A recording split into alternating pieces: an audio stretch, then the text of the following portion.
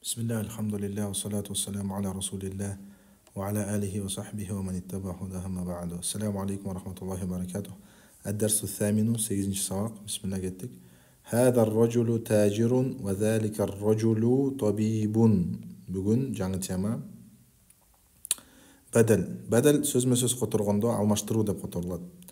Алмаштырушы сөз. Бәдәл жана алмашылған сөз, аға чейінгі сөз bir zat, bir эле нерсе. Бәдәл алмаштырған сөзді неде ершейді? Харакатында ғана ершейді.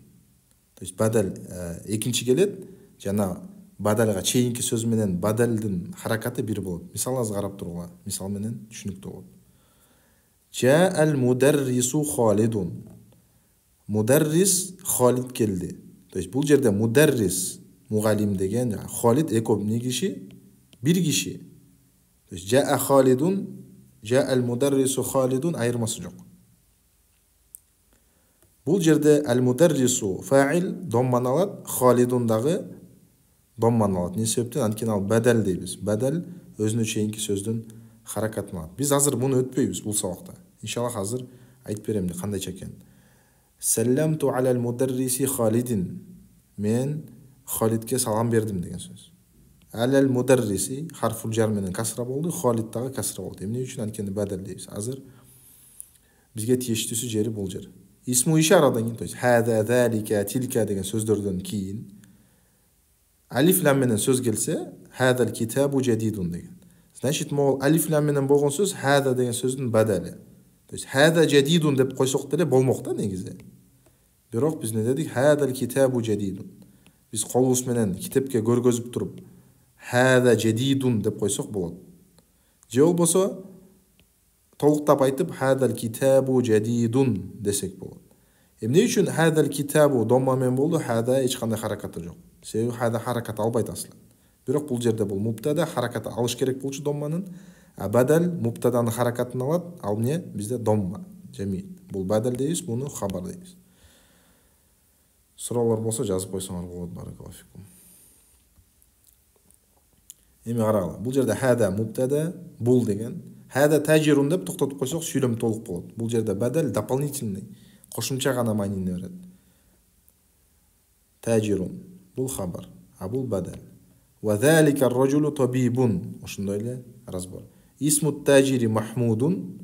А тажирдин аты Махмуд, бул мудоф илейхи мубтада, бул хабар. Васму табиби Саидун. Бул мудоф илейхи мубтада, бул хабар. Бул маатуф. Негизи бул биринчи сүйлөмдө эрчийт. Эч нерсе болбойт деп разбор кылып койсок. Хадал бейту лит-таджири. Бул үй содагердики, ва заликал бейту лит-табиби. Атигил үй дарыгердики. Ошондой эле разбор. Хадал бейту мубтада, бадал. Бейту бадал, лит-таджири биригип хабар болот. Бул жакта ошондой. Бейту таджири амамал масжиди. Тажирдин үйү мечиттин маңдайында дейт. Амама деген, тахта деген сыяктуу сөз, харакатты фатха болот. Бул мудоф жана мудоф илейхи формада келет. Амама деген маңдайында деген сөз. Маңдайында деген сөздөн кийин мудоф илейхи келет, ал касра алат. Ва байту табиби халфал мадрасати. Халфа дегенде ошо амама, тахта деген сөз сыяктуу фатха алат. Ва байту табиби врачтын үйү мектептин аркасында. Лиман хадихи сайярату ва лиман тилка. Бул машина кимдики жана тигил кимдики дейт. Лиман бул жерде хабар, кимдики деген. Хадихи сайярату, хадихи мубтада, ас-сайярату бадал. Эми карагыла, ва лиман тилка. Көрдүңөр, бул жерде бадал жок болуп кетти. Демек бадал сүйлөмдүн эң негизги мүчөсү эмес, аны айтса да болот, айтпай деле койсо болот. Бул жерде эң маанилүү мубтада болуш керек жана эмне? Хабар болуш керек. Хадихи сайярату лит-табиби ва тилка лит-таджири. Бул машина врачтыгы, атигил содагердики. Ошондой эле разбор. Хадихи сайярату минал Ябани ва тилка мин Америка. Не деген сөз? Америка. Америка деген сөздөн кийин бул иншаллах түшүндүрөм келечекте. Эгер сөз алиф менен бүтсө, анда ал харакаты айтылбай калат. Негизинде мин Америкаи болуш керек болчу да, касра, минден кийин касра келет. Бирок алиф болгондуктан бул сөздөр харакат айтыш мүмкүн эмес болгондуктан айтылбай калат. Созулма бойдон калып калат. Бирок харакаты көңүлдүү болот. Баракаллаху фикум. Биринчи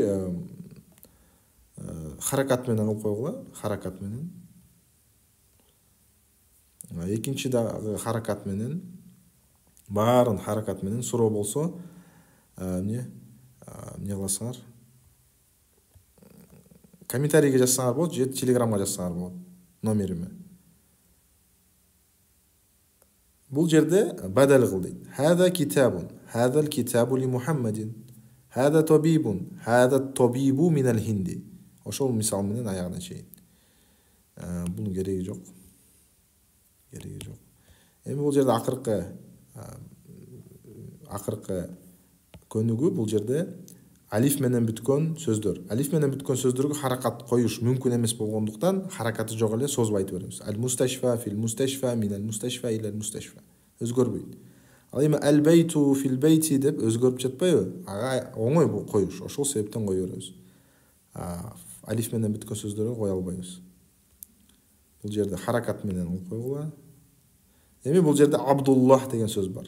Абдуллах деген адамдын аты. Бул мудоф илейхи түрүндө келет. Ошон үчүн биринчи эле харакатты өзгөртөбүз, экинчиси дайыма касра болот. Бул жерде амама жана хальфа деген сөзгө упражнениялар келген, көнүгүүлөр. Амама деген маңдайында, хальфа деген аркасында. Мындан кийинки көргөн сөздөр дайыма мудоф илейхи болот. Кийинки сөз иншаллах кененирээк болот сыфа жөнүндө. Wallahu a'lam, субханакаллахумма бихамдика, ашхаду ан ла илаха илля анта, астагфирука ва атубу илейк. Ассаламу алейкум ва рахматуллахи ва баракатух.